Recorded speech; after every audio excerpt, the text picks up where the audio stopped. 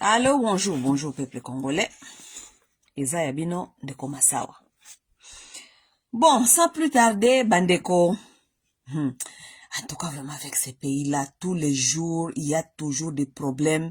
Biloko ako choqué Batou, tous les jours. Hein? Les gens ne peuvent pas être en paix. Hein? Malgré tout, que makamuso est salamaka, mais comment on a quand on est na misu des ezoko choqué. Hein? Bandeko bolingo. Tola muka. Nenge Kongo ezalaka toujours na habitude ya koshoka kabiso. Hein? Tola muka. Tola muka li ba vidéo oyo lelo. Bino monyoso boyebi ce qui se passe. Na olakisa bino muke po bato oyo bakomona après, bakomona vidéo après. Mama oyo ake kobota. Aza kuna asali hémorragie pare abimisi mwana ya munene apasuki. Il faut batonga ye, je ne sais pas quoi. Médecin azako betaye. Bino moko boyebi ke na Congo wana, peut-être bazako tongaye sans même babenga onini oh kiso epesra esala kabatu bayo capacité, hein? Bino moko botala bande, botala, hein? Botala. Hein? Soit disant ba tongaye, hein? Il faut la anesthésie kutu ba pesiete. Donc azawana zoyoka pasi apasuki bazo tongaye baza ko betaye médecin a betiye mwasi auti ko bota makolo ezali faible akoki ko tia makolo même pas na se pasi ya ko betaye na médecin et commissie donc akita tambola elle pourrait tomber, elle est en train de saigner, elle peut mourir. Donc c'est ça le Congo, mes chers amis, c'est ça le Congo. Médecin azako betaye. Bandeko. Oebike, il faut biloko aboyer moko le kaka po na tozo quand même ba sujet na matéa kopesa, OK? Makambo oyo toyoka kango depuis kala. Ce n'est pas aujourd'hui que la femme congolaise dise que soka yake ko bota ba beta kaye. Ce n'est pas aujourd'hui. Ce n'est pas aujourd'hui que basi ba congolaise ba sonaka alerte mikolo nyonso que ba beta kabango na maternité. Ma médecin ba beta kabango na maternité. Ce n'est pas aujourd'hui. Ce n'est pas aujourd'hui to bandi koyoka makambo. C'est depuis longtemps. Mais qui va suivre ça? Ou bien qui peut investigation zalakate? Même si les femmes le disent millions de fois, personne ne s'inquiète de leur santé. OK? Mutute akipaka santé ya basi. OK? Personne. Bandeko ba bolingo bino nyoso bozali awa témoin. Qui n'a jamais entendu que na Congo ba beta kabasi na maternité? Qui n'a jamais entendu ça? Pas une fois, pas deux fois, okoyoka basi ebele bakoyebisa yo expérience na bango ya maternité na Kinshasa. Bako expliquer expérience à maternité na bango na Congo. Mais qui a déjà levé sa voix pour dire que il y a solo paré ba beta kabato, total nanu makambo yo, basa l'investigation, ba kende nanu ko pesa ba médecin oyo ko pesa ko zomisa bango na training, ba train bango comment traiter les humains. Hein? Nanya qui suit cette histoire? Mututa la la Congo. Mais est-ce que cette histoire est bani lelo? Et cette histoire est depuis kala. Les gens trouvent que ce sont des choses normales. Et que, basi ba lo baka mikonyo se nenge ba beta bango na maternité, nenge ba beta bango. Non seulement ba docteur ba beta kango, ba tuba ba naka déjà ko beta bango zali déjà ba nurse. Ba nurse ça veut dire ba infirmière. Les infirmières commencent déjà. Moi si yake kobota za na pasi ya kobota soka aleli ayoki libu pasi ayoki boyenini ba infirmière ba beti mbata kanga mbanga na yo ne mutali boso ya kobota onyola kisabiso nini yo kanisi yo mutali boso ya kobota awa etetu mais eza question ya mutali boso kobota te ezali question te ke ata soki ya mutali boso kobota te mais chaque femme a son expérience. Moi si nyo sa dan espérance na ya kobota ba mususu peut-être baza na facilité wana kobota facilement, mais il y a des femmes qui ont des difficultés aussi d'accoucher. Mais nous sommes dans un pays là où la santé mentale, santé physique ya batu etali motute. Ce qui est grave, nous sommes tous complices de cette affaire. Pourquoi? Parce que la femme congolaise, ce n'est pas aujourd'hui qu'elle a commencé à crier, à sonner cette alerte que ba beta kabango na maternité. Ce n'est pas aujourd'hui, nous sommes tous complices. Parce que personne n'en parle, personne n'amène ça à la justice, personne, les autorités ne disent pas que oh, tote la nanu makambo basi basa koloba. Personne n'en parle, personne n'en parle. Il fallait bima sikoyo na télévision pour tozwa sikoyo makambu ya kolobela. Parce que on est si on continue, si on parle, les gens disent que oh bolobaka kaka, vous faites que bozaka ko complain. Bino momona keloko malonga na Congo te, mais loko malonga zate. Loko malonga zate. Hein? Nous, on dit les choses que vous ne voyez pas. Mes chers amis, si vous connaissez comment est-ce que les Congolais vivent à l'intérieur de ces pays-là, vous ne comprenez rien.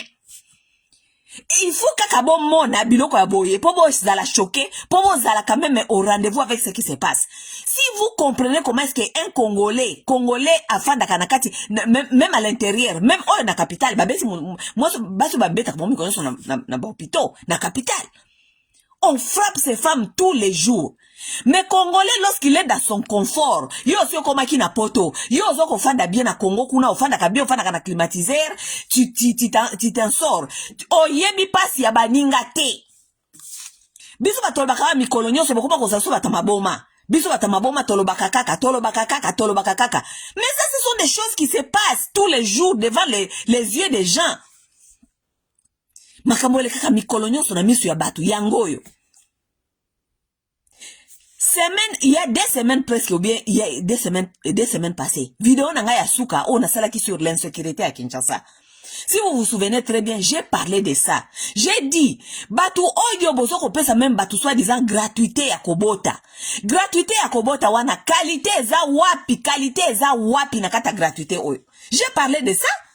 J'ai dit gratuité oyo bozo ke ndeko boti sa basi n'importe comment, ba santé ya malonga te, basi bele bazali ko bota donc na ba hôpital à l'intérieur du pays. Basi basa ko bota na ba litoko. Lelo na journée ya lelo ba congolaise ba bota na etoko. Na se na ba condition nini ya.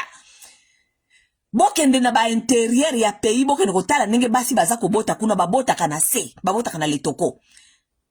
Babota kana ba condition moko ozoko mitu nobi awa kutu mwasi akoki peut-être ko ya kobota normalement mais akoki ko kufela awa pourquoi parce que modèle bazali ko botisa ye santé awa donc akoki ko zwa choléra kuna akoki ko zwa ba infection ya ndenge na ndenge ska modèle baza ko botisa ye. Les Congolais vivent on drena no bazana na époque ya kala. Kosukola pasi, mai pasi, na à l'intérieur, basi bazana no kokende kosukola na ba rivière. Place ba sukola ka, nde place ba toka ka mai, nde place ba sukola ka bilamba, place ba sukola ka basani, everything is done in the same space. Tout c'est fait na espace moko. Ça c'est encore la vie des Congolais. Mais il y a des gens qui sont tellement corrompus. Parce que bande kono ba osala na pouvoir, il y a des gens qui sont tellement corrompus, des gens qui n'ont plus l'amour, qui n'ont plus l'empathie, les gens qui n'ont pas donc batuba baby amena bango e baby likolo soit disant bozali ko protéger bande kono bino baza ko sala kuna, bozali ko protéger je ne sais pas qui, vous protégez qui mes chers amis?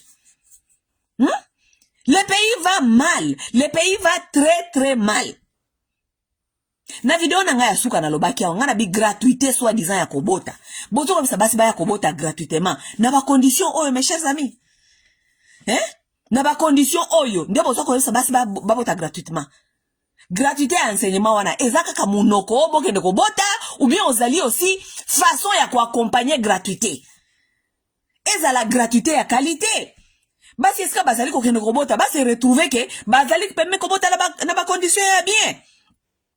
Basi eska bazali ko kende ko bota basi sentir quand même que people are taking care of them, people are worried about them. Les gens ont quand même souci de leur santé physique et mentale. Moi ça zali ko bota bazali ko beta ye. Est-ce que c'est normal cette affaire? C'est normal, ce n'est pas aujourd'hui. Makambo zali ko bimezali kaka ko exposer o existaka déjà. Ce qui se passe là-bas est en train d'exposer seulement ce qui existe déjà, mes chers amis. Les docteurs là qui frappent les gens tous les jours, les docteurs là qui sont mal payés.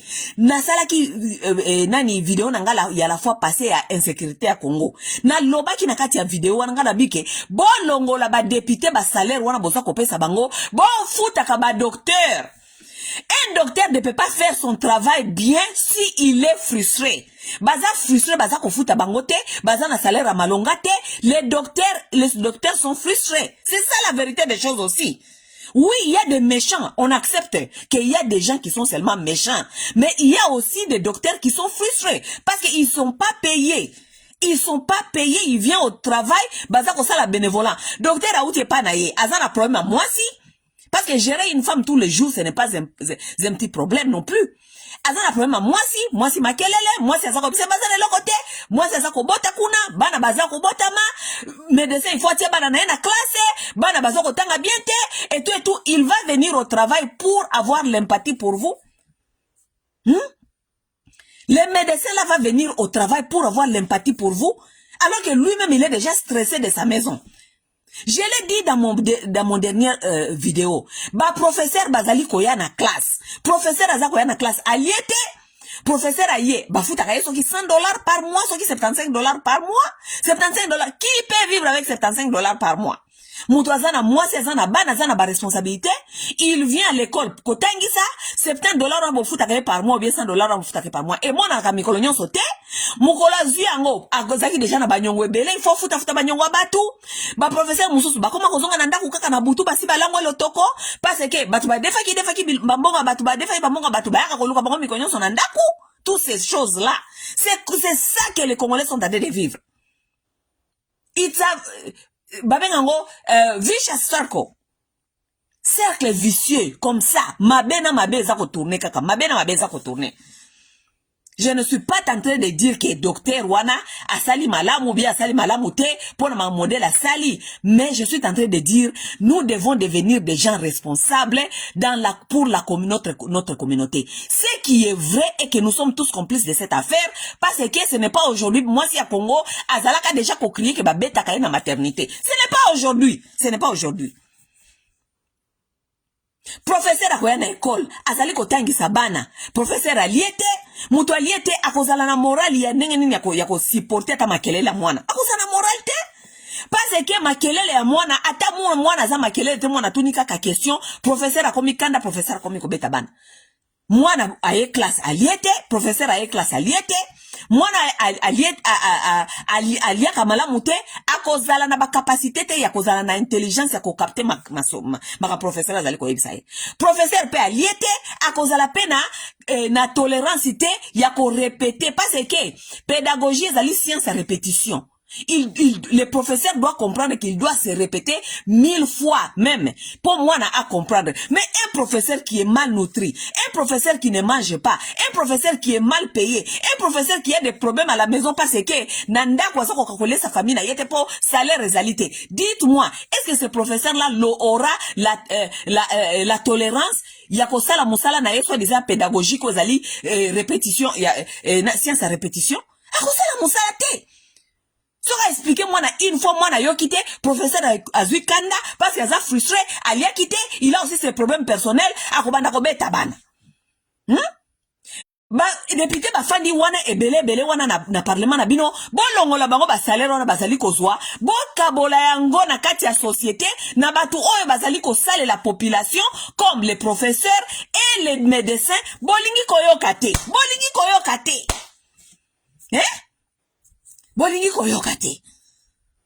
Député musala nini ya salaka po azwaka ba salaire à $20,000. Député musala nini ya salaka. Les docteurs et les médecins doivent avoir plus de salaire que ba député. Bozo yoka te.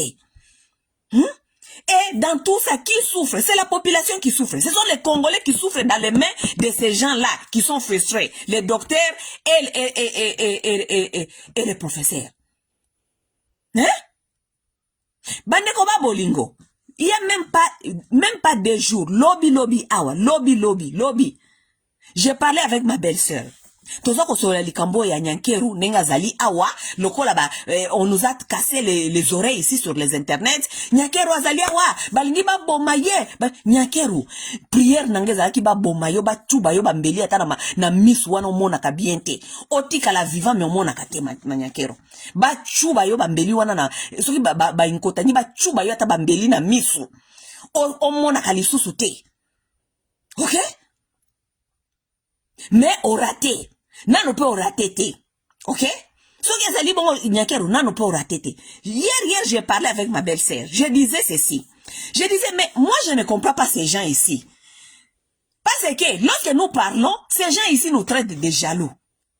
Jaloux ya nini nga na kosa ela mutuloko la Nyankeru. Nyankeru azalaki awaza ko lata ba periki ya mobiki ici. Nyankeru azalaki wana poto ngana leki Nyankeru na vi na leki na mbongo na bando leki na lekaki Nyankeru na eloko nyonso. Nyankeru loko komisi eloko azali lelo zali muyibi. OK, parce alibi. Nyankeru n'est rien demain lelo lobiti lobi eze eloko te. Eloko komisi Nyankeru azali wana lelo zali muyibi. Nyankeru azali eloko te. Nyankeru azaki na poto za ko lata perika mobiki ici. Nyankeru azoko sala ausala campagne na mobali na aza ko lata ba perika mobiki ici.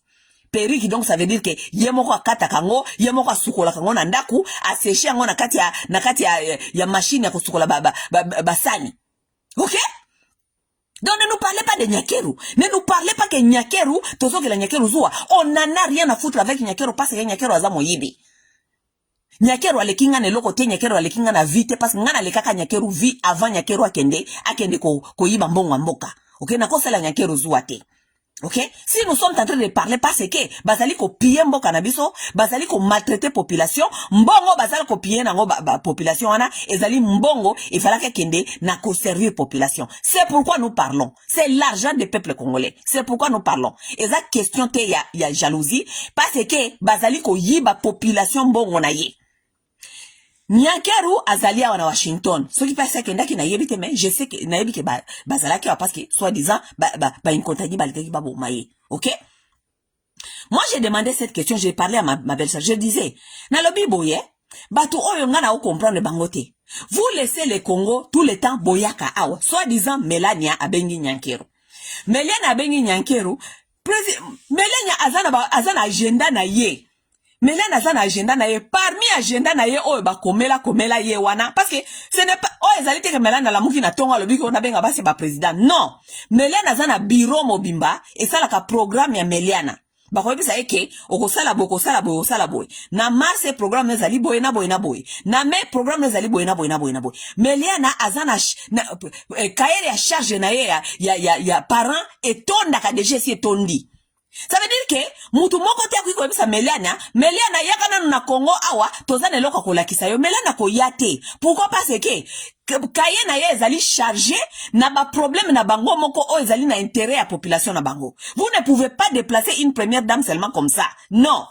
Mais o ya biso tellement que calendrier na ye zalaka nango chargé te afin de la masolo ya mibali na ye ya Jérôme Mikolo nyonso azan elle n'a rien à foutre à part bêtises. Tous les jours na internet bitambola mwanza kenda zonga elle n'a rien à foutre calendrier nazali nango polele donc on peut l'appeler n'importe quand n'importe où bakangi kaka makolo mbongo a Congo 2 millions de dollars botiena na kati ya voyage ya ye muto asala kelo côté vous prenez l'argent de la population comme ça bêtement vous envoyez quelqu'un aya kaka parce que Melania bengaki bino boko benga Melania na Congo ou boko benga Brigitte Macron na Congo boko benga ye.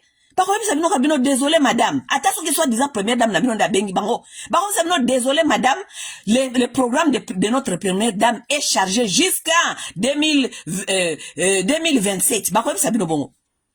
Aki ko soit même pas opportunité à mouke pour kende ko sala bozoba. Non. Mais tellement que bino bozali pas pourri. Boza ba médiocre, boza tellement ba pourri, vous n'avez rien à faire pour vos populations, vous n'avez pas de carnet, cahier à charge, il faut ça la namboka na yo, votre carnet est toujours open, lorsqu'on vous appelle, bozu wa makolo na bino, tchaka, boye awa. Sikoyo, tangu Nyankeru aye ko sala nini awa, parce que, ba fondisi bango lokola bana mike, namoni bango ba tipe ba photo, les gens qui n'ont pas de dignité, ngamba ça n'a tellement la dignité. Moi, les gens ne peuvent pas blaguer avec moi comme ça. Batu bazanga dignité, on les appelle comme ça, ils viennent, bafandi si bango liboso à table, bazako la songo ba TV kuna, bazako tangi Congo makambo lokola bana mike ba fandi ba mona ngoza biloko moko normal. Est-ce que nous on a rien à faire au Congo? Avec tout ce qui se passe dans ce pays, avec tous les problèmes que nous avons, est-ce que Denise a pris Zanatan, ya koleka wa kende boya zonga boye, ba invité ye boya zonga boye. Azanata, est-ce que cette femme-là pouvait avoir le temps? Non, mais pourquoi? Parce que elle n'a rien à foutre. Afin d'aller à Kambon, on a biso, qu'on dépense en rakata buzoba, yena ba master na ye, sora lembi, abandi ko réfléchir, makamune ya mobile na ya kala Jérôme, et tout, mais, calendrier, polele, eskanyo so bako benga ye, bako invité ye, akei. C'est ça, votre première dame. Wana ne mama na bino. Totuna te. Soki totuni, biso de tozali batia, tozabatu enquêto. Totuna te. Est-ce que vous pouvez déplacer Mélana? Bon, qui va déplacer? Vous pouvez déplacer cette femme? Vous pouvez déplacer, moi si à Macron, vous pouvez déplacer ces femmes-là? Mais c'est vous qu'on déplace tous les minutes parce que vous n'avez rien à faire. Nakati bamboka où il y a tellement de problèmes, mais vous n'avez rien à faire. Bofandi kaka. Gratuité de maternité, bozana suivité, gratuité ngo bokosala ngo nini, oulé à s'impliquer na makambo ya mboka na biso, etali gratuité ya soit disant maternité, na gratuité enseignement ba pesi, atala soki est-ce que gratuité ngo ezali bien accompagné te. Maman na bino makolo kacheche. Toujours, tout, babenga boyakei, babenga boyakei, gratuité, yango wana tozo komona, gratuité, yango wana bazali komona, au pays où là, il n'y a même pas de lit pour que la femme accouche, mais tu y a pas mes alités pour moi si à bota, mais maman na bino makolo na Washington, afana mukete kuna, ba ko fandi se na classe, ba ko tangi sa bango ba télévision, ba fandi pe lokola bizengi, ba ko tala kuna, ba ko laksa bango lokola bana mike. Et là, on ye nyakero ayeko sala awa oeko bénéficier femme congolaise. Boye biso nano. Dites-nous un peu. Nyakero banda banda makamuna bango oyo soit disant bazwa pouvoir na bango oyo. Nyakero akei place nini te. Et là, on nyakero ayeli biso koye. Eska na kenda barakisanga boye na ye awa to implémenter ngona mboka oyo. Et là, on et l'autre côté. Mais en même temps, nyakero sali ko tambola, basi ba congolaise bazana esika ko bota te, ti lelo ba mususu basali ko bota na etoko, biso to fanda total ka nyakeru, nengene sali ko tambola, et puis bizengi mususu ya basi, bana basi, baza ko komela biso ba buzoba, ke baza ko la ye mawa, balinga ki ba boma ye, balinga ba boma ye, tout ma fouati. Hein? Des gens sans intelligence. Mboka ya peuple moko insensé, jusqu'à qu'est-ce qu'elle est venue faire ici, cette femme? Qu'est-ce que Nyakero va sortir d'ici à Washington pour aller la biso et ko bénéficier moi c'est à Congo? Et là, si ce n'est pas seulement Matalana, ba mona ye kakangisi photo na moi c'est à Trump, ba mona ye kakoma ki na Maison Blanche, ba tout mobimba bazali na sens ya responsabilité, ya ba duty te, ya musala ya responsabilité, ya ba poste o ba pesi ba na mboka, bazana sens ya responsabilité te. Bazoka nsezali show ya Matalana, po ba leka o bakanga photo, bazwala bakanga photo, Félix Tshisekedi mobali na ye ateki mboka likola photo na Trump. C'est à ce niveau-là que nous sommes arrivés. Mboka bateki ba brade ba minéré à mboka parce que Félix souci nezalaki akanga photo na Trump. Tozongi au moyen ya bakoko na biso tant bakoko na so babande ko tekela ba mundele ayotekela mundele mboka likolo bakabeli mungwa bakabeli miroir bakabeli pe vin. Tozongi na époque wana. Différence exacte, l'homme noir n'a pas évolué. Bamindele babande yo kosa bakoko na biso na mungwa. Bamindele babande yo kosa bakoko na biso na vin. Bamindele babande yo kosa koko na biso na ba miroir. Mais lelo, vous les gens qui se disent que vous avez étudié, vous les gens qui se disent que bofana na bapoto vous avez évolué. Lelo, nous sommes descendus pire que bakoko na biso toteki mboka likolo mokonzi ya mboka susi nezalaki akutana na Trump azala na kata Maison Blanche akanga photo na Trump toteki mboka. Même chose na mwasi na ye bitambola tambola mwasi mobimba oza première dame oza na complexe ya batu mosusu oza na complexe ya ba première dame mosusu. Oye awakaka parce que il faut kanga photo na Meliana. Okanga photo na Meliana, okota na kati ya Maison Blanche, ba mona yo pe koza ko tambola na Meliana. Na mboka na yo basi bazana nuko bota na mabele. Mon Dieu. Na mboka na yo basi bazako babeta kabango na maternité. Lelo tomoni yango tina TV boye bonani. Mais yo za na Washington. Oyo tambola Melania. Baza ko lakisa bino soki nini boza lokola bizengi ya basi bofandi bo baza ba mindele baza ko lakisa bino makambo na ba TV baza ko eloko nini tu ne peux pas apprendre là-bas chez toi au Congo. Eloko nini? Oko apprendre à partir à Congo te. Il faut y na Washington ba fandi sabino na ba mesa ba banda ko lakisa bino lokola bana mike lokola bana maternelle baza ko tangi sabino les gens qui n'ont pas honte. Eh mon Dieu. Et le bana ko ba nyarwanda basala ka erbo ko ba bi les gens qui n'ont pas honte. Tu laisses ton pays. Tu laisses ton pays là où il y a tellement de problèmes. Po ya kotambola kawa na Washington, soit disant yo komona Meliana, eza na programme moko boye, ba invita kibino, boya kotala.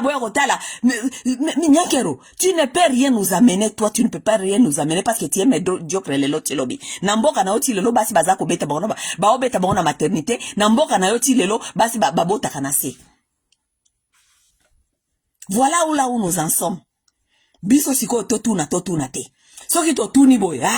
Botika kaka, fachi kaka. Siko ngana tuni boy. La fois passée na vidéo na ngana tuna kibino boy. Ngana bino bengo ke. Ba fandele biso masolo kaka ba ko changer constitution. Siko yo constitution peut pas changer. Siko yo ata basi baza ko bota na maternité baza ko bota na. Si on a fait faute à constitution.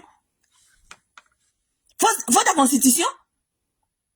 Est-ce que zali faut ta constitution ba docteur na bino ba médecin na bino bo futa kate baza frustré baza ko beta basi na ba maternité wana zeza Kinshasa eza Bukavu eza Goma wana azwa Rwanda o aza ko beta ba congolaise ndenge wana médecin na bino na za frustré na o aza ko beta batu wana pe aza Rwanda wana pe Kagame pe afuta ke po amoni sa ba congolais pasi parce que beaucoup comme on a ba Rwanda partout so ki balobi o makambo ya ba Rwanda ba Rwanda ba infiltra biso ba koma partout congolais wana za ko beta basi wana na maternité wana ye ba za Rwanda ye ba za infiltra za Congo aza infiltré. Mais il faut accepter que vous êtes des médiocres parfois. Il faut qu'on accepte que nous avons des médiocres dans ces pays-là et que la médiocrité ne doit pas être tolérée et que les médiocres doivent quitter les pouvoirs. Oui. Vous devez accepter. Ba fandeli li sur la constitution. Il faut kaka ba changer constitution. Parce que ba Rwanda ba kozonga. Ba o bazala bonyoko ba Congolais wana na kati ya Congo wana za ba Rwanda. O tozo komona wana za ba Rwanda. O tozo komona ba onyoko ba Congolais za ba Rwanda. Vous ne pouvez même pas changer des choses qui sont tellement simples. Nous sommes en train de vous expliquer comment est-ce que les ressources peuvent être partagées et qui également pour que bato bazali na service ya population quand même ba se sentir quand même pe bazana moi salaire pour bazala na motivation ya kosala musala. Vous n'arrivez même pas à comprendre les choses simples. Ou on appelle faute à constitution kaka. Faute à constitution. Bon fadia bakosimba constitution wana. Yoka siko lelo na ye awana kopesa Félix Tshisekedi défi. Félix simba constitution wana komona. Soudanisation. Toko soutenir lisolo kanambe auti kobeta ya soudanisation. Parce que bino na muyaya. Bolobike bolingo yoka kongole moko tasa ko lobalika ma soudanisation. Simba constitution wana Félix Tshisekedi. Simba constitution neza défi to pesio. Simba constitution wana yona batu na yo comme ça boko yo kabiso. Mboka wana yokende koza soudanisation. Parce que si on ne peut pas vivre ensemble en harmonie, parce que bino bozana ba idée que vous pouvez faire comme tout vous voulez, le kola mboka wana comme ya bino. Vous pouvez faire tout ce que vous voulez. Batu il faut ba fanda kaka batala kabino, boya ko betela kabiso mikolo so ma solo awake, boko changer constitution, bako sala pe bino le côté. Défi to pesi bino bosimba constitution wana. Mboka wana koza la soudaniser. Et puis bozoko na wana eza défi na pesi yo nyakeru. Yona mobali na yo eza défi na pesi bino. Et ça défi na pesi bino parce que bino loko boko mina mbongo ya boyibi ya population. Défi na pesi bino. Défi to pesi bino, to pesi bino bosimba constitution. To zalia wa to zali kozela bino bosimba constitution. Bosimba constitution to ko full la rébellion. Equal rights. Bosimba constitution to full la rébellion. Bosimba constitution. Et ça défi na pesi bino. Et puis ceux qui vont backup. Et puis bon yebinga bien. Nyakero toi tu me connais très bien. O yebinga très bien. O yebi que ceux qui na fully rébellion. Rébellion ko kende liboso. Try me. Bon me kabiso. Bosimba constitution wana. Parce que to faninye, to lobi que to fanana nunye.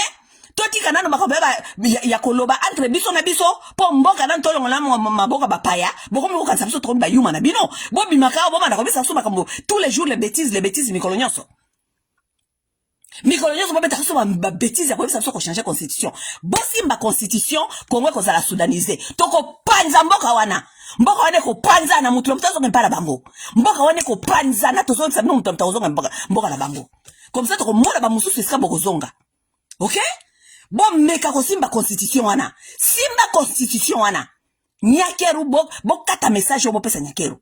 Nyakeru lokolo komi ko sakana na biso yebisa mobile na lokolo so ko encourager na kata bozoba simba constitution mboka wana ekoma Soudan toko panza ngo en deux toko panza mboka wana en deux toko panza mboka wana en deux bo meka ko simba constitution na ko fula rébellion bo meka ko simba constitution wana toko fula rébellion pays wana ko panzana toko panzana mutu na mtake pa na bango parce que c'est comme si tozo kokape ko vivre ensemble té peut-être nous ne sommes pas appelés à être un seul peuple. Mobutu a essayé mais bino nyoso boye après Mobutu bo lakisi que nous ne sommes pas peut-être appelés à vivre ensemble toko panza mboka wana parce que toko fanda awate to mona kabino boya ko chola kabiso avec tout ce qui se passe dans ces pays là. Ba bêtise na bino ya mikolo so ko mona insécurité pai basi baza ko beta mana ba maternité pai mikolo so ki tozali koloba biso de tomba jaloux boss meka aussi ma constitution wana toucher à cette constitution mboka wana toko soudaniser yango ko panza na deux fois nous ne sommes même pas appelés à être ensemble si nous ne pouvons pas vivre en harmonie et puis en understanding to ça la compréhension de vivre ensemble si nous n'avons pas la même compréhension de vivre ensemble nous ne sommes pas obligés de vivre ensemble. Toko panzana, toko tika la ba africain. Toko tika la ba africain. Parce que, tozape na ba voisin. Afrique pe ko panzana te. Afrique ko zalaka ka ndenge zali. Toko tika la ba africain, mais toko zala le susu ba congolais te. Mboka na toko panzana ko ma Soudan. Toko panza yango. Toko panza mboka wana. Bosimba constitution wana. Parce que tant que tu sais que ça ko yebisa bino kelinga changer constitution wana, bozo ça semble ko comprendre te que tu sais que ça pandi mboka. Tu sais que la kosimba constitution nenge nini alors que mboka ezali ensemble te. La même constitution interdit que baki kosimba constitution te ce qui mboka ezali réuni te. Mais vous êtes en train de nous narguer ici tous les jours pour nous dire que boko changer constitution tandis que Batia Est bazali écarté. Bakozala na décision te yakosala sur constitution. Qui a soudanisé déjà ce pays-là? Si ce n'est pas déjà Félix Tshisekedi.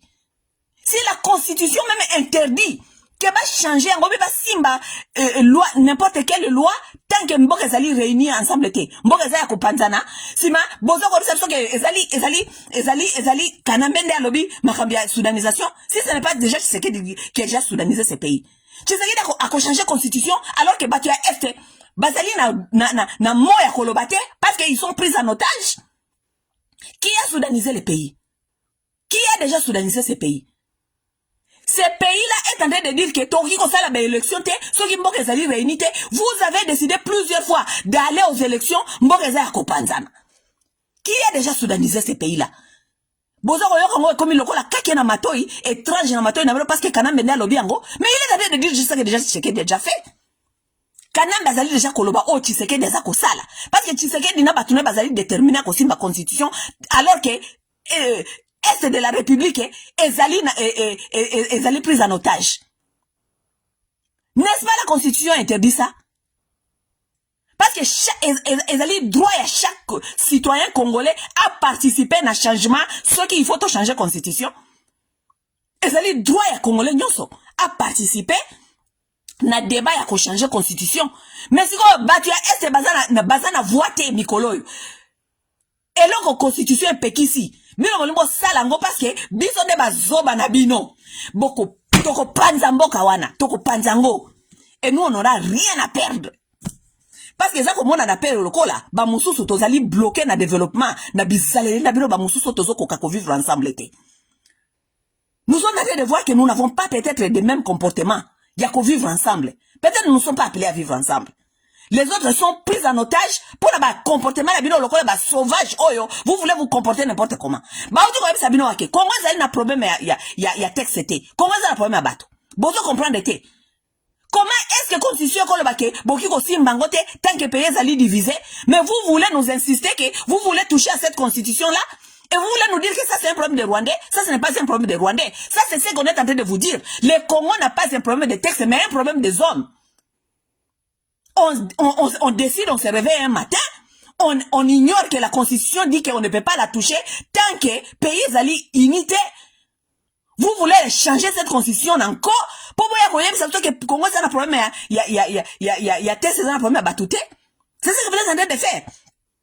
Bon, changer la constitution parce que la constitution est un problème. Constitution est un problème. Donc, vous êtes en train de chercher à nous faire croire que les problèmes, ce sont des textes.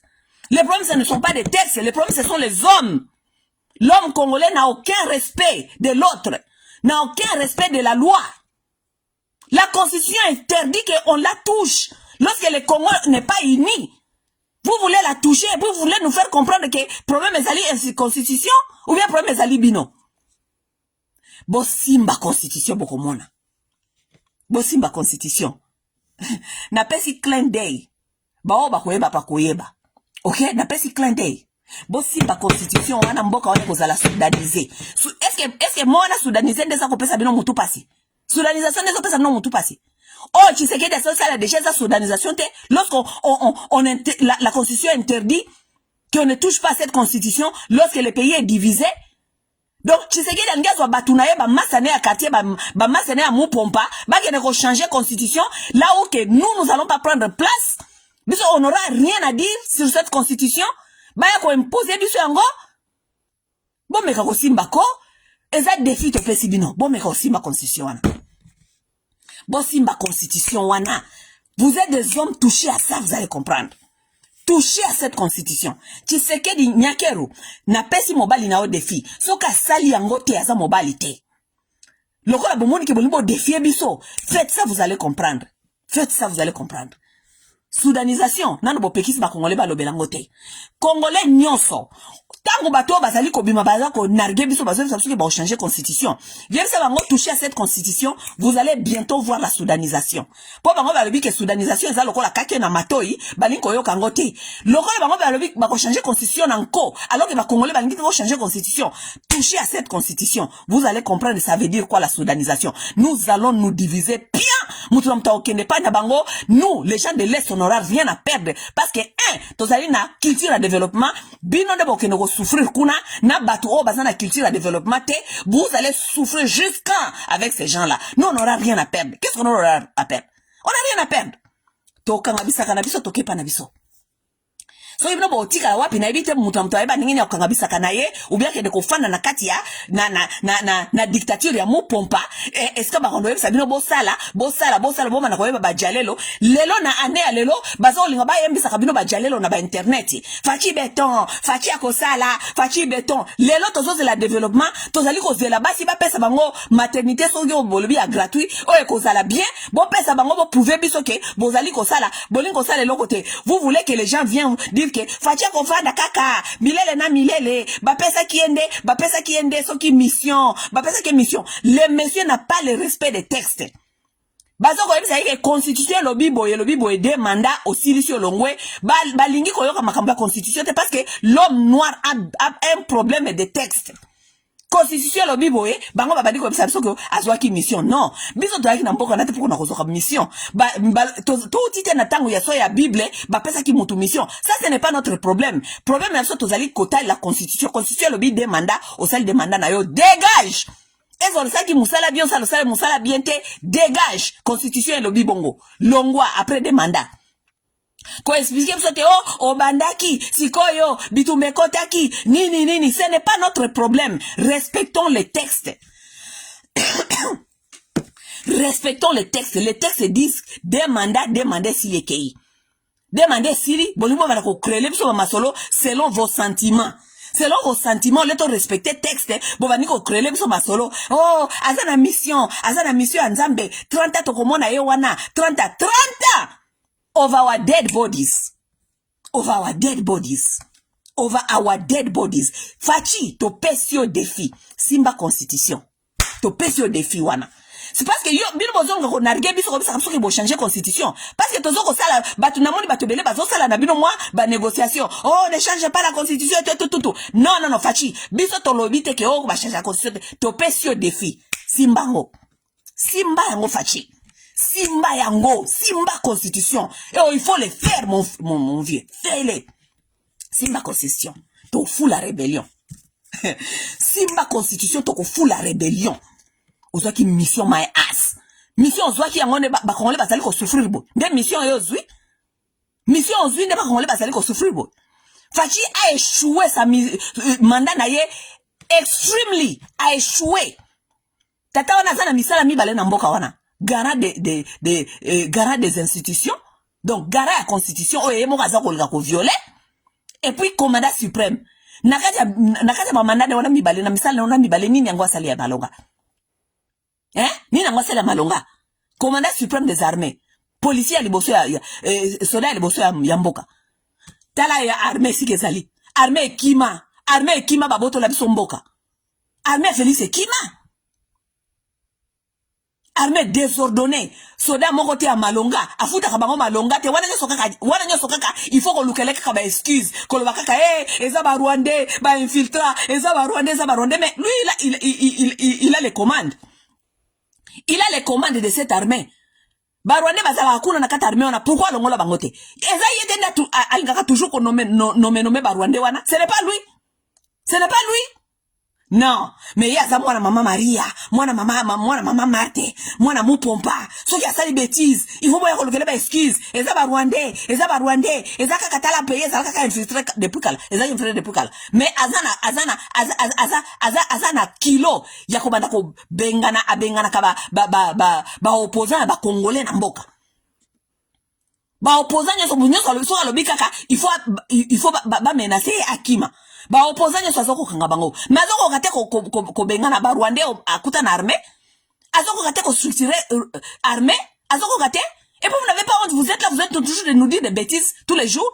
Bisoto fana to yo kabino. Fachi na bina zoke de ba neka ba bêtises mikolo nyoso. So yi ba lobeli e eloko moko te changeaka. Oh tala kaka ba infiltré ba Rwandais. Ba Rwandais.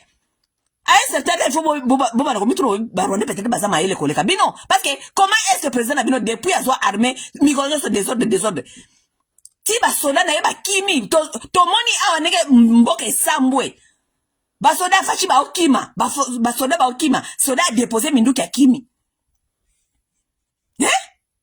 qui commandait suprême na yangwana il a échoué complètement parce que lelo mboka ezali divisé parce que armée na échoué. Armée a échoué lamentablement. Mboka eza divisé. Pour la armée ezali faible. Responsabilité armée ezali yanan. Yayet Tshisekedi. Azui soki ba mercenaire soko futa bango soki ba 10 000 $. Armée fandi kaka bongo. Il n'a pas pu réorganiser l'armée et tout ça. Bino bomona akaba Rwandais partout. Rwandais ba anakata famille Mama Marthe. Ba Rwandais combien babali kuna ba gisaro nyoso babala nakata famia ya Tshisekedi bomona ka ba Rwandais bafanda kakuna te nanda ka Tshisekedi bomona ka bangote. Mais il s'agit de l'affaire de l'État là où ces gens-là sont en train d'échouer là où ils peuvent rien nous donner c'est là où vous voyez les Rwandais si on s'est infiltré mais Félix ça fanda kana ba Rwandais nanda kuna bango yena Mama Marthe na bandeko de bandeko Mama Marthe nyoso babala ba Rwandais. Félix Baniès na nyoso babala ba Rwandais. Ba Gisaro tous ces gens là ils sont là-bas chez Félix. Mais bangona ba Rwandais baza kolia bien na kata famille. Mais lorsqu'il s'agit ya kopesa congolais lambda droit na ye ya kobota ya kotanga c'est là où vous voyez les Rwandais dans les institutions. Ba Rwandais baza kuna balingite ba congolais basala bien ba congolais basala mais ba Rwandais bafanda kana kata ndako Félix Tshisekedi baliaka bien na Félix. Lorsqu'il faut servir la nation, c'est là où vous voyez les Rwandais dans les institutions. Il faut, parce que vous êtes tellement des incompétents, il faut maintenant chercher quelqu'un pour blâmer pour l'incompétence. N'est-ce pas? Et nous devons rester ici, en train de vous regarder, pour voir qu'on narga kabiso mikonyo comme ça, parce que, beaucoup changer constitution, on va faire 30 ans. Bosimba constitution, tout le monde. Bosimba. Sudanisation, ça likoya. Ngai soki bosimbi constitution na fuli rébellion. Na ko fula rébellion. Et puis, bo blague, ba kombata ba kepa Kabila, baza kuna na Goma, ba olie chintoko na Kabila. Bon meka kosimba constitution na, bota la pete subiso pete okende Goma. Et puis, je vous dis, si vous blaguez, peut-être Kabila ose la ngana ya, peut-être Kabila ose la ngana ya. Parce que ngana loko ba kombata mususu te na ba kombata na bino te ya pamba ba ke ko fula rébellion on peut se repousser na terre. Si on a le bien que nous fous la rébellion, mais bon regretter. Bosimba constitution. Bosimba constitution ça défi to pesi bino. Congolais nyonso ayebisa Tshisekedi tozo banga te simba constitution. Simba constitution Tshisekedi. Sudanisation za koya to panza mboka wana. To bandotala na kana fenêtre kuna to bandiko loba Congo de l'Est bata Congo de l'Est to pesi mbote. Biso potala na musika to bi mbote bata Congo de l'Ouest. Moni ba basaka ba Congo de l'Ouest. O ngana to ba kabio ba Congo la Brazzaville. O ba Congo Kinshasa de to okoma. Bata Congo de l'Ouest. Mbote ba Congolais Est. To tika la bongo mais to tika ba africain. Mais on to kele pas la bango. Simba constitution. Bino nyoso bozali ko soutenir makambo ya changement de constitution. Bosimba constitution. Bosimba ngo. Bosimba constitution wana. Tozawati. Bosimba constitution. Toucher à ça on va voir. Muto ko bonde la bino susu azate. Bosimba constitution. Bosimba ngo. Toucher à ça. Nous allons marcher avec vos histoires bêtes que vous allez continuer à nous dire ici que bon, vous faites une mission. Bozo mona oza époque ya Bible. Bozo mona époque ya Bible, mona obeta so masoleza na mituna makolo. Nous avons des textes qui disent clairement que mutu asali de mandat il faut akende. Vous voulez nous dire des bêtises ici sur les gens? Bisoto fana to tolera ka buzoba na bino mikonyoso. Toucher à cette constitution. Bon meka aussi mango, bozali ko modifier, fachi, akofanda, azwaki mission anzambe, asali kutu biente, kutu asali biente, mais déjà sali déjà des mandats, et là comment balonga sali ezate. Wapi bilan na ya nani ya commandant suprême. 0 chijingu 0. Mboka bakangiango. Bakangi mboka pourquoi? Rébellion, basoda mususu bakangi parti ya mboka. Pourquoi? Parce que nani armée ezali faible.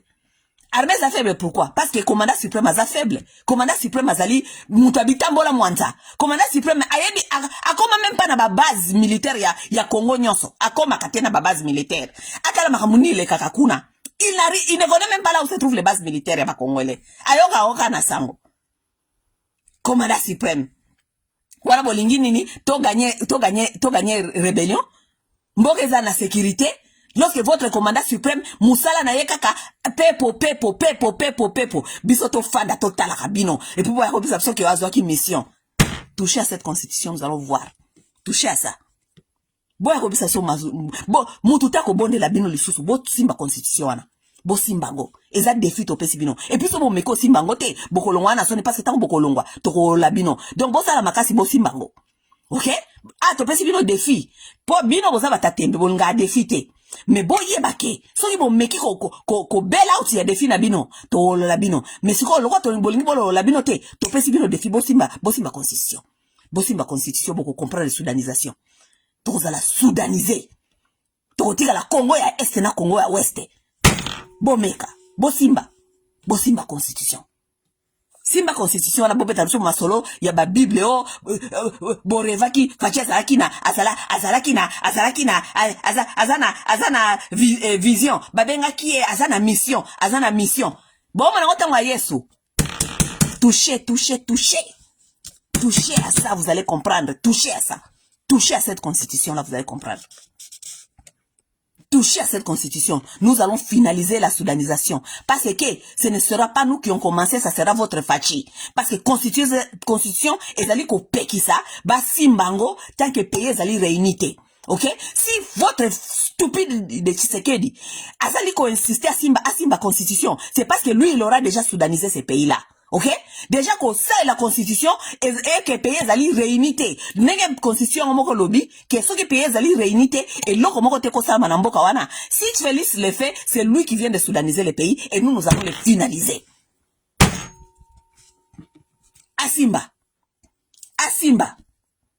To pesi bino défi. Don't back up. Nazola kisa bino musapi. Don't back up. Et loko wana bobandi wana boke no tina suka. Bosimba constitution, vous allez comprendre. Bosimba. Ok? Bosimba, bo expliquer ce que c'est mission ya Nzambe. Boko mona mana. Omone ke bino bobeta so masolo ya Bible. Boko mona pe mana. Omone mana ekoya kana Bible wana mana. Boko mona pe ndenge mana ekokwea. Bosimba boko mona. Vous allez comprendre, vous allez nous comprendre très bien. Vous allez bien nous comprendre. Bosimba eloko wana. Bomeka. Si, Bosimba. Oh, Fachi, il faut attirer gara des institutions. Ba institutions za kusala. Eza kusala mboka wana. Elo nyezo fonctionner na mboka wana. À part bango moko bomengo na bango na kolia na voyager ko sala babiloko ba osala. Eloko nini yango zo kosimba. Gara ya constitution, ye moko a viola ka constitution. A respecter ka texte était. Alingi même a changer constitution sans même respecter eloko constitution yango moko lobike ba ki ko simba constitution te so ki pays a réunité. Mais lui-même il veut violer ça. Gara de la constitution, lui-même il viole. C'est ça son mandat, c'est ça son travail. Il a échoué, lamentablement. Ok? Gara des institutions. Bah, institution, ça veut dire, bah, ministère, nini, justice, tout ça. Et là, on y est au marché dans Bokawana. Et là, on est au marché dans Bokawana. Et le côté? Qu'est-ce qui marche dans ces pays-là? Et le côté? Mais vous voulez nous chanter. Bah, Angé. Oyenza moya ba mama mikolo bozo ko bimaka na ba internet bozo ko bisa so ke facha ko tikala boye manze mwana mu pompa awati ba chanson na bino wana boko yemba ngona mu pompa. Okay, na mu pompa de bo wana koyemba banzembo wana aza ya nzambe batindi ye na mission boko yemba ngona mu pompa. Et puis mu tombo bana koyemba ngona kata mu pompa biso déjà na est to stokenda, on n'aura rien à perdre. Nous sommes en train de perdre notre temps avec des gens, des gens qui sont des sauvages. Ok? Nous sommes en train de perdre notre temps comme ça avec des sauvages tout le temps. Parce que nous n'avons pas expliqué, vous avez tellement de difficultés de comprendre parce que vous êtes tellement des sauvages. Vous nous perdez le temps tous les jours, matin, midi, soir. Bamboka mususu lokola ba Kenya, bamboka mike ça ko avancer, baza ko tonga bamboka na bango parce que les gens ont compris quand même comment respecter les uns et les autres et comment construire ensemble. Vous nous perdez le temps avec vos bêtises tous les jours. Que le président Amoni a vu vision. Biso to sa constitution to tia na pembeni, to la da buzoba na bino bozo expliquer so ngozo ke et comme makamba vision. Mboka et comme to ko tomba na vision. Hein? To ko tomba la vision. Nicolas Batumoko bazan dans l'esprit, sauvage! Des gens sauvages! Nous sommes appelés à vivre avec des gens qui ont des esprits de sauvages! Tofan disa mibeko, tofan na mibeko, mboke tambola kana mibeko. Mboke tambola kana sentiment batouté. On ne peut pas conduire un pays avec ses propres sentiments. Non! Mboke tambola kana mibeko, mibeko lobi nini, mibeko lobi boy na boy. Allez, Tolanda, c'est comme ça! Les gens évoluent, les gens regardent comment ils vont construire leur pays. Mais nous sommes en train de vivre avec des sauvages qui nous reculent tous les jours. On ne peut rien faire, on ne peut pas avancer. Toi, on a les toko. Parce que tout ça, on fait maintenant sauvage. Botu na mbeka robote les ali wapi. Ah, fachi beton. Botu na oh. C'est insécurité na Kinshasa n'engeni. Ah, fachi beton. Ah, zui vision. Oh, fachi yende, des sauvages. Des sauvages. Toko kabola mboka wana. Ok? Toko kabola mboka wana ko kabwana. Mtamtaki ndo développer pa na bango comme ça to yeba banani bakando retarder baninga. Ok? Parce que ko vanda boye eza buzoba makasi. Si on ne peut pas se comprendre, on doit se séparer. Si on ne peut pas se comprendre, même la texte, mboka, constitution, lobibo et tout, on ne peut même pas respecter la loi. On ne peut même pas respecter la loi. Nous devons nous séparer. Oui, nous devons nous séparer.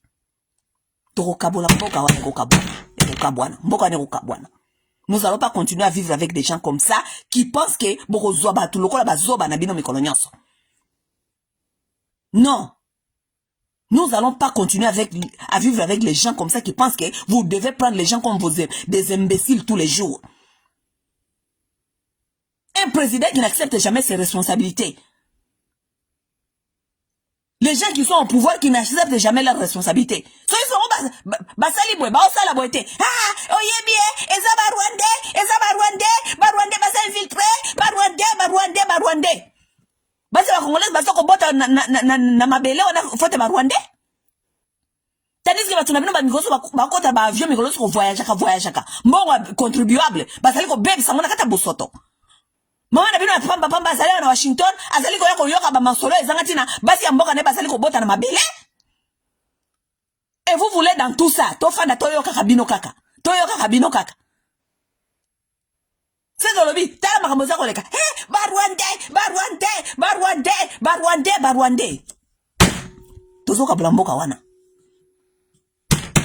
tozoka bolamboka wana okay tozoka bolamboka wana il faut kabwana mboka neko kabwana okay tokupanza mboka wana soudanisation ezali koya bolinga ngote Tshisekedi asimba constitution total soki bolingo extend mandat na ye mutu azosala lelo côté mboka ekufiti jusqu'à mais vous avez besoin de changer constitution toucher à cette constitution vous allez voir Tozana, nous avons rien à perdre. Ok? Nous allons perdre quoi? Batoana bakangi bango kula na Goma na Bukavu. Bao vivre non? Ils sont en train de s'en sortir, hein? Bao continuer vivre na bango. Mboka dada comme soudanisé te? Wana za Soudan te? Nanto comme na Soudan te, vous pensez pas que nous sommes déjà dans la soudanisation? Mboka ezali gérer na batumi bale mboka ezali gérer batu mususu bazakuna bazako gérer mboka mususu mususu bazali koto bazali ko gérer mboka mususu soki kanambe lobi soudanisation de wana debo matoi na bino yoki pasi mais on misu na bino zako mona parce que za fachi to fanda to lobelo côté le pays qui est divisé comme ça tozo komona pas pour incompétence ya mutu na bino ya mu pompa toloba te wana za Soudan te. Le pays n'est pas divisé, le pays n'est pas balkanisé, parce que on va sala na bango. Kuna basala na bango. Siko pona koya kotia crème likolo ya gâteau, tata na bino amu pompa, aza ko yebisa biso kalinga simba constitution, bango pe ba osala constitution na bango kuna mboke panzani tokomi Soudan, tokomi Congo de l'Est na Congo de l'Ouest, mutu moko ta osala moninge loko parce que Congo wana ezali mboka na biso nyonso. Congo wana ezali mboka Tshisekedi te. Le comme vous voulez commencer à nous faire croire. Mutu alo baboete. Bozoko le chef de l'État. Mutu alo baboete chef de l'État. Chef de l'État di Mangwaku. Mboka neza mboka Tshisekedi te. Mboka neza li mboka ya ba Congolais. Mutu na mutu koko na ya tika ki mabele na wana poto tia ekoma Congo. Nana ngali gale kala muninga mayele na mboka wana. Pomo kango ekomi mboka Tshisekedi. Ngana uti ya ba mushi kuna. Bakoko na ngaba pesa ka batiaka signature na bango po Congo endi mama kuna. Si mapona ya na bada kobeta la Tshisekedi maboko. Na responsabilité ba pesi po mboka a garantir que mboka fonctionner malamu. To tuna yete. Sodo tuni bongo lekela batu mayele. Kutu bango kuna bazalaka ba Congolais. Kutu bango kuna bazalaka ba Congolais. Kutu bango kuna toza ba Congolais me bongo lia mbongo ya ressources biloko ebimi na mabele na biso. Toza ba Congolais te. Mais ici il s'agit ko ba ressources zoko uta na est wana nde il faut bozwa. Alors que wana zali héritage ya mabele ba koko na biso biso to signer pour to participer na kati ya Congo. Bolimo le kila soma yele. Tela bato. Lokola ba Congolais ba mususu ba komi lokola ba super Congolais ba leki ba ninga na bango nyoso na kikongomani. Po mingi bokoma ko kanisa ki bokoma ba super Congolais. Boza ba super Congolais bino nde bokolo ba mususu ba kolo bati. Bino nde bokolo ba mususu ba kolo bati. Lokola ba mingi bokoma ko kanisa ki bokoma ba super Congolais. To kata bino kwanga. Toko soudaniser mboka wana mutu na mtu fanda na mboka bakoko na batikela ye comme ça mutu mutako tuna kale susu muninge loko. OK oui tu veux venir profiter de nos minéraux là-bas là où nous sommes mais ceux qui te lobby voient na biso ko compter bino kutu bozalaka ba Congolais bien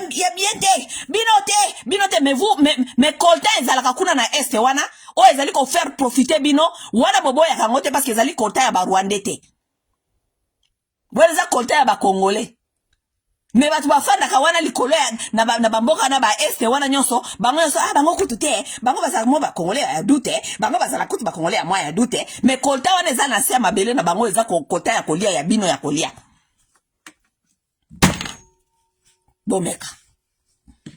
bomeka bopanza bo continue buzoba na bino bo simba constitution eza défi to pesi Tshisekedi aba captain na défi na yeto pesi penda défi ko Tshisekedi soko za mobile lokola babenga bino ke bozaba mibali bozaba ba muscle bino de ba vrai congolais simba constitution don't back up my friend don't back up simba constitution wana to kolakisa o sudanisation ngezali a bon attendeur salut